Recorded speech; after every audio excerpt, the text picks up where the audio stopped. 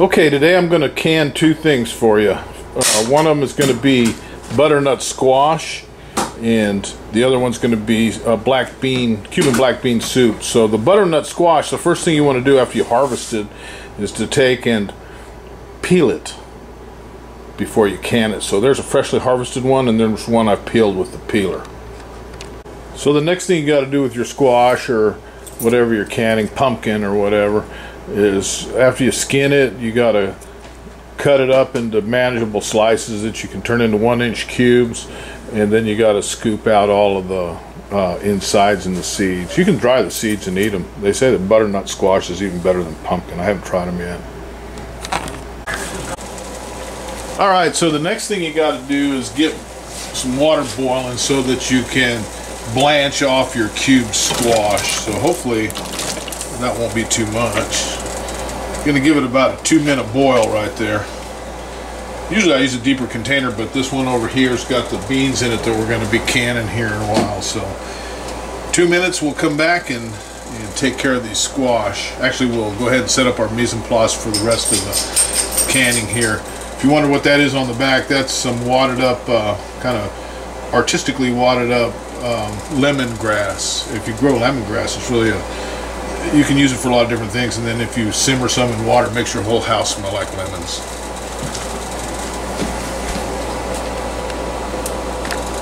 Alright, now that I got my squash blanched off, I'm gonna repurpose the blanching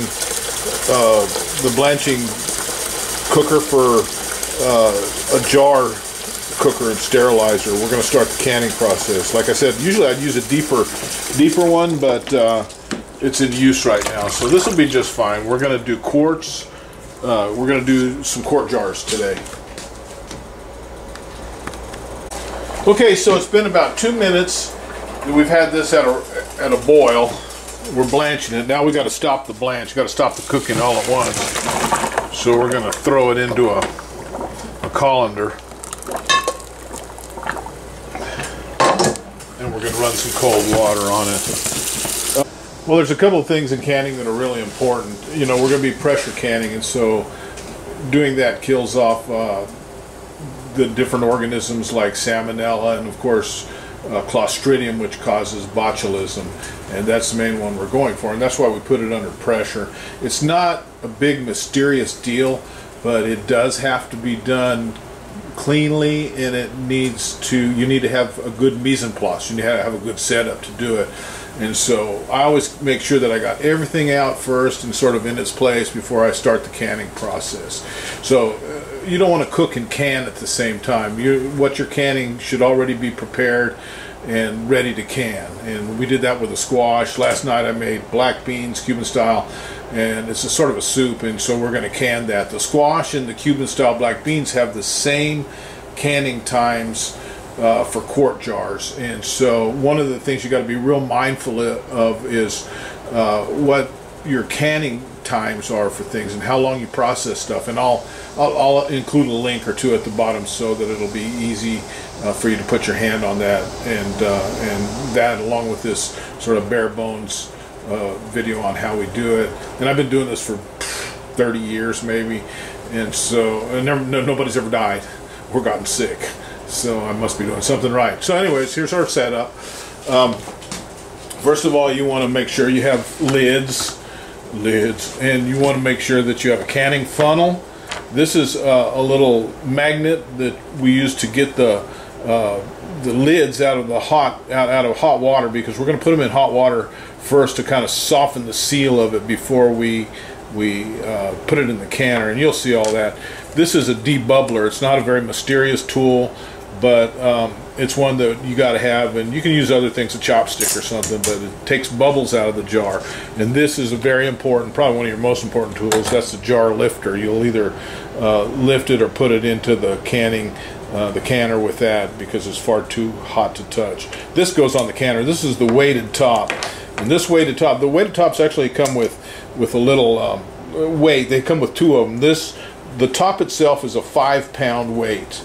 In other words, when you have that on top of the canner, that is 5 pounds of pressure. I don't know anywhere where you really use that.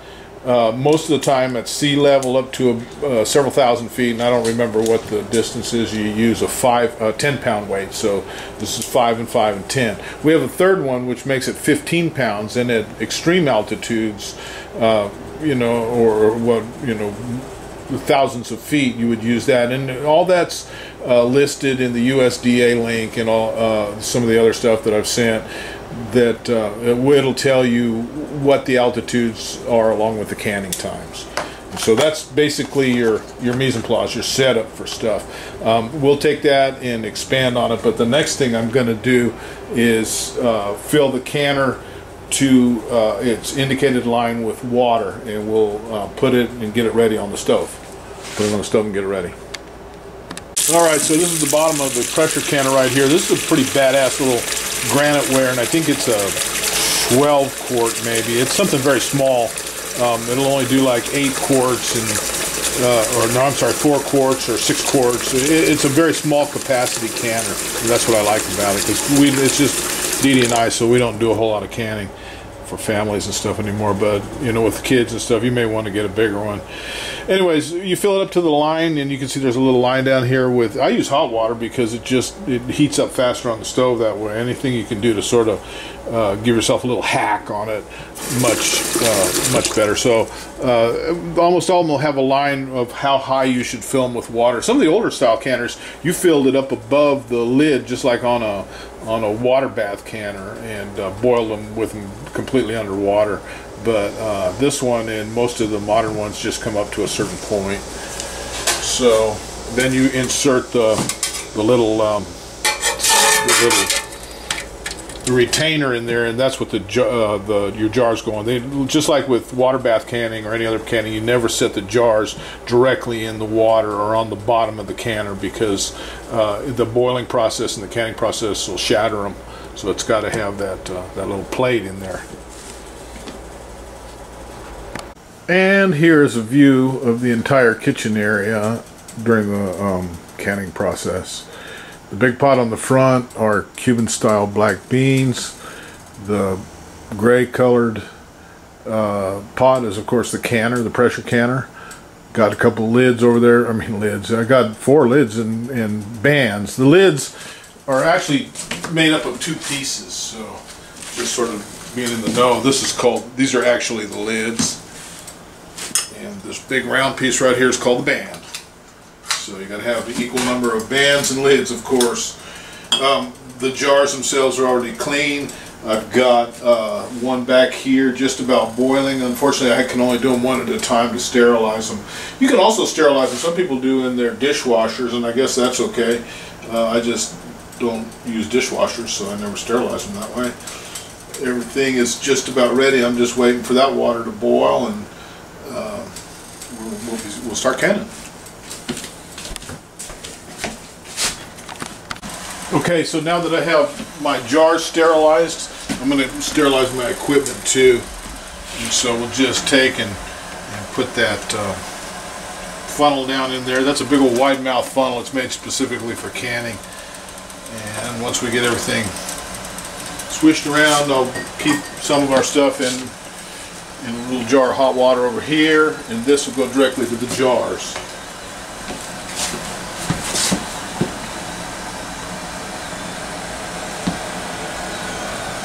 So we're going to start packing the butternut squash in the jars first for processing. So I've got my blanched off butternut squash here. It's going to go down that funnel and into that jar, leaving about 1 inch of head space at the top. Looks like we might have 2 quarts worth of butternut, maybe. Just might have 2 here. In which case we're going to have a 4-quart run, which is pretty good. You can always run less than what the canner suggests, but there's ways to kind of top it off. Now you know that jar isn't all the way full, so I can take some out of the other one and just kind of even there, just so that I'll have enough. It doesn't matter if you fill your jars completely to the top, they're still going to get processed. Okay, so I've got 2 quarts of butternut squash there. I'll give this a quick rinse just because I'm not really worried about cross-contamination as much as I am cross-taste contamination on things. So I've got some boiling water going here, and what we're going to do is take that boiling water right there, and we're going to top off these jars, these quart jars, to within 1 inch. So things go pretty fast at this point for canning. So I'm going to have to get another quart jar, looks like. I'm glad I got 4. That I prepared for 4. Always prepare for a little bit more, especially if you don't know the exact quantities that you're working with. So we'll take that boiling water now and fill these to within 1 inch. Always leave 1 inch head space, regardless of what you're canning, regardless of the size you're canning. Doesn't matter. Leave 1 inch of head space, and that's 1 inch is just below the sealing ring. Sealing ring's about ½ an inch, so maybe ½ an inch below that or a little less. The reason you got to have that head space is that you want to be able to. It's got to be able to create the vacuum there to pull down the tops. So without head space, it won't do that. So now I'm sort of running around like a chicken without its head. Need some more hot water. We'll get that and we'll get set up and come right back and show you what's going on. Okay, so it all happens real fast from here, and that's one of the reasons that you just got to have good mise en place. You have to have your stuff right where you can find it and grab it at all times. And so hopefully I'll have a ladle here in my little tree that I can grab. There's a ladle, and I'm gonna divvy up the black beans here. My mise en place isn't the best for that, but I can hold these over here. Probably need to use something else so that I don't get crap everywhere. Fill them up through the funnel. Probably can't see it. These days we'll have better video gear, I'm sure. But the idea is the same, and I'm going to put this right back over there, and you'll see that I'm about 1 inch from the top with my black beans. Hot. And I'm going to do that with this one too. We can actually do this one over here. And see, this is why it's so it's necessary to have that wide funnel. You're going to use it all the time when you can. So I just made these last night. They're pretty good. If you want the recipe, I'll probably share it. These are Cuban style black beans, lots of meats in them. Definitely not for the vegan at heart.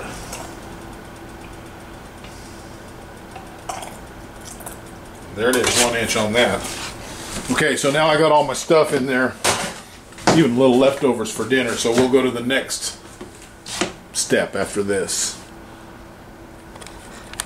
Okay, the next step is to get the lids prepared. It's best to get them a little bit heated up so that on the bottom of the lid itself there's a little, you see it, the little rubber gasket on there that's got to get heated up. That's what actually makes the seal on your quart jars or your jars, whatever you're using. So you never want to put them in boiling water. This water was just boiling, so it's probably around 200 degrees. And so what I've done is added some cold water, and you don't want it more than about 150 degrees. So I'm just guessing right there is probably somewhere close. Gonna throw those lids in there for a minute. Just let them. And they've already been pre-cleaned, so everything's good there. Just let them sit there for a minute, and then we'll use our lid lifter. Again, this is where your mise en place just shines. We're going to use our lid lifter to get the lid. First of all, we'll take and clean the tops of these jars so that, and the video itself is not a good video artist on there. I'm no important video artist, but we'll get by somehow. We'll get through this. All right, and so we're going to clean the top of those jars because you don't want any food or crap or any kind of thing on there. So I probably did that ahead of time because what I'm going to want to do is use my debubbler and go into each jar and just go down the sides of it to make sure there's no bubbles in there. And see them, you can see them coming out. I can see them. And I'll clean it. and go into my soup, which is a little less. It has fewer chunks, but it's still going to have some bubbles in it. So we'll debubble. And then, because you know me, I'm always ahead of things, I'm going to throw a debubbler in there, bubbler. And then I'm going to wipe the tops of them off real good again. Just like that. And I'm going to come back with the lids, and I'll use this little magnetic thing to grab the lid so I don't have to put my hands in hot water, and I'll put a lid on each one. A gummy lid, not to be confused with gummy worms. And put a lid there. I got two out at once because I'm good. Lid and lid. And then we take the band, we'll get rid of that. Wipe down, take the bands, which don't really need to be sterilized because they're not ever in contact with anything. And just twist them down hand tight. You don't have to get them finger tight. And since my fingers are really arthritic, that's not very tight. So you don't want to get these things overly tight. All they do is hold that gummy lid against the top of the jar. Okay? So there they are. They're all ready to go into the canner, and that's where we're going next.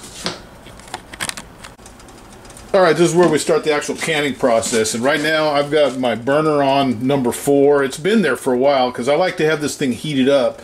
I like everything to happen. The faster you make it happen, and the more seamlessly that this stuff occurs, the less chance you're going to have for anything to go wrong. Very seldom have I ever had a jar that doesn't seal.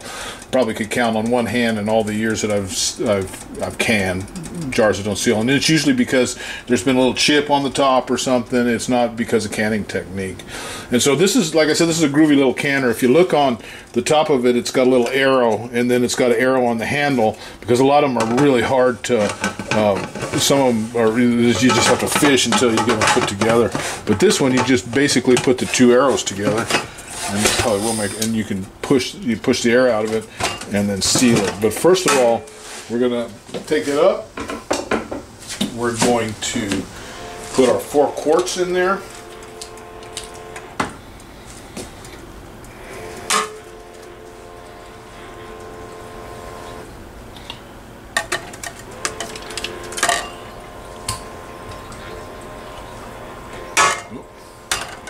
Try not to do that.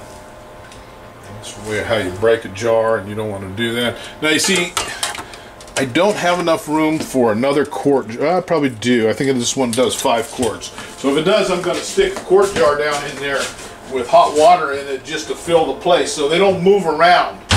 You don't want the shit moving around a whole lot while it's cooking. So let me just get some hot water. I do not believe it's going to hold 5. I think this one only will do 4. So we're in good shape. Won't have to do any of that business, that routine. Alright, we'll put the top on. Line it up like I showed you. Should go right on there. And now it's ready to start. So we'll just wait for a little bit, and I'll show you what happens next, because you don't just put the rocker on it, or you don't just put the weights on it and set it and walk away. There's a couple other little things you got to do. No biggie.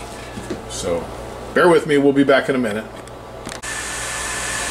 Okay, so the canner is starting. I can hear some steam starting to come out of it. What we're looking for is to get a good heavy head of steam built up out of here. We'll wait for about 10 minutes. Or that's what they suggest. But after you notice that steam has been really issuing out of there for 5 to 8 minutes maybe at the most, once it starts doing that, once it gets really strong. Another indicator is that there's a little, it's a safety valve right there, and when it comes up, it doesn't allow you to take the lid off, and so what happens is that comes up when pressure builds in here, and so you'll see that come up first even before steam starts to come out of the top there. And once that comes up, maybe give it 5-8 minutes, and then we'll clamp the rocker onto the weights and rocker on top of it, and we'll set it, and we'll can some stuff. Again, it's okay to can things like squash and soup, or it doesn't matter what the species is that you're canning necessarily. What matters is the time time that you're canning it and the volume of stuff, and the volume generally dictates the time. So if you're canning quarts, that's what you can. If you're canning pints, that's what you can. You can't mix quarts and pints together because they have different canning times, and different foods have different canning times. And so we'll talk about that a little bit more too at another time. So now you can see some steam starting to come out of there, and that's what we're looking for. And you can even see, I don't know if you can see it on the video, let me look. Yeah, it's coming out. Okay, and so the steam is pouring out of there in a jet-like stream. The little pressure relief valve is up. It's been almost 10 minutes because I did dishes. Oops, I missed one, 2, 3.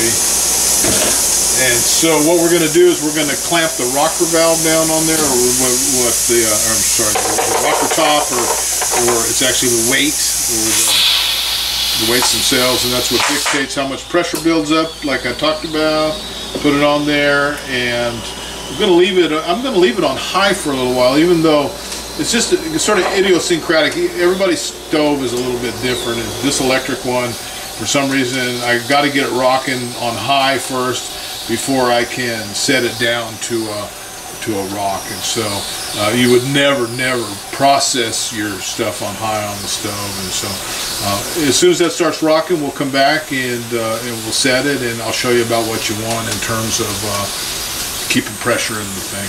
And then we'll set our timer, we'll walk away, and in 90 minutes, in an hour and a half, we'll come back and look and see what we've got. Alright, when you hear that noise, you know that it's going. The steam is getting out, the lid is doing it, the countertop is doing its job. A properly made modern canner, you're not going to have any problem with. They have a bunch of fail-safe devices. That's a safety valve on it in case too much pressure builds up, and it'll be far above what this has. But when you see that happen, you know that it's doing okay, it's doing its thing. So, but you don't want to leave it at that because it's way too violent. What you want to do is take it down as far as you can and get that rocker way reduced. And on an electric stove like this one, pain in the ass to beat the thing. There you go. So it's starting to cut down now, and you just want it to barely be rocking. Because if it's rocking, you know it's right there at 10 pounds. That's where you want to keep it, and kind of everything will be happy then. That's way too much. The water in there is just rolling like crazy. So just stand by and see it's already starting to slow down. What happens on this stove, if you take it down too fast, it just completely stops, and then you got to take it back up. And so it's better with an electric stove to do it real gradually. With your gas stove, it's going to be pretty instant. See, I might have come down a little bit fast because I know on this stove that right around 5 or 5.5, or 4.5 or 5 is where it does best. So I'll have to take it back up a little bit and get it rocking again, and then take it down. Although it is escaping steam, so we know it's still at 10 pounds or thereabouts there. Starting to rock a little bit. You might not be able to see it, but I can. So I can reduce it just a tad. So ultimately I'm going to get it down there at where I know this stove, the sweet spot is on the stove. Everybody's will be different, but you'll find the sweet spot where that thing is just barely moving. Some people say, some instructions say once it's, it's supposed to rock every couple of seconds, but every canner is different too. So you just come to a point where and you'll find that it's actually pretty forgiving. So if you see this one, how I do it, that's about where you're going to want your rocker to. So here in a little bit, that rocker is going to move again, and then it'll stop for a second, then it'll move again, and it'll stop for a second. That's the sweet spot on your canner. And I'm just about there. So once I hit that sweet spot, I'm going to go ahead and call that the sweet spot right now. And leave it right there. I'm going to take my handy dandy handheld device out, and I'm going to set my timer for 1 hour and 30 minutes. That's 90 minutes, right? 1 hour and 30 minutes. And I'm going to set it, walk away from it and I'm going to go do other things. I'll check it periodically. See you in a little bit.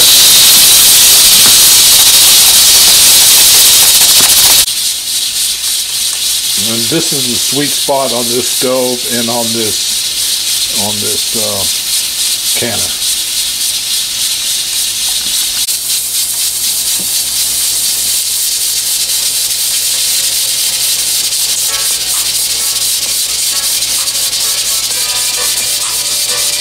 Uh-oh, there's the timer. So it's been an hour and 30 minutes. So we're going to switch it off and we're going to let it set for a while until it cools off.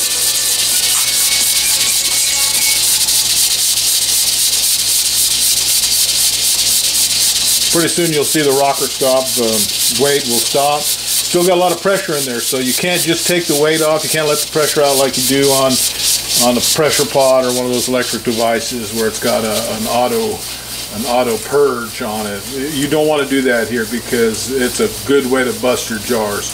It's just you let it cool back to where the little lock goes down, and you can take the lid off. It's still going to be plenty hot, but it's got to cool off that far.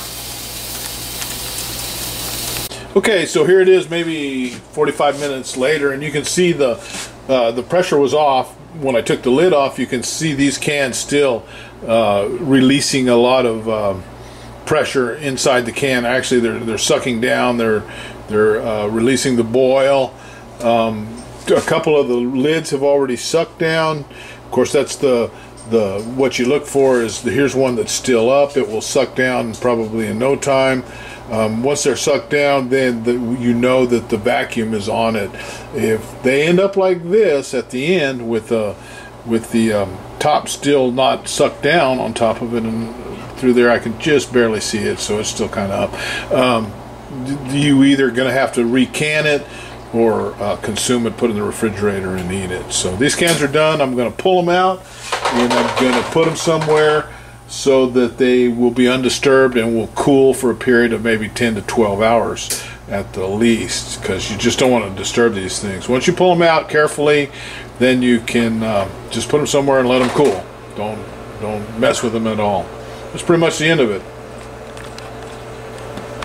And this is the finished product. 2 quarts of butternut squash off our own vines and 2 quarts of Cuban black bean soup. They'll be cool here pretty quick. A lot of people will ask me, what does this have to do with the blacktop Conestoga? One of the things that we do with blacktop Conestoga is when we travel with home canned foods, and we can keep several weeks of food in a small storage area and stuff we like. It's low in sodium, and there's just no end to the benefits of canning stuff. We started doing this when we had our sailboats and when we make passages and when we're on the sea. Pressure canning and pressure cooking are both really valuable tools because they allow you to keep foods for long periods of time with little or no refrigeration, and so great skill to have.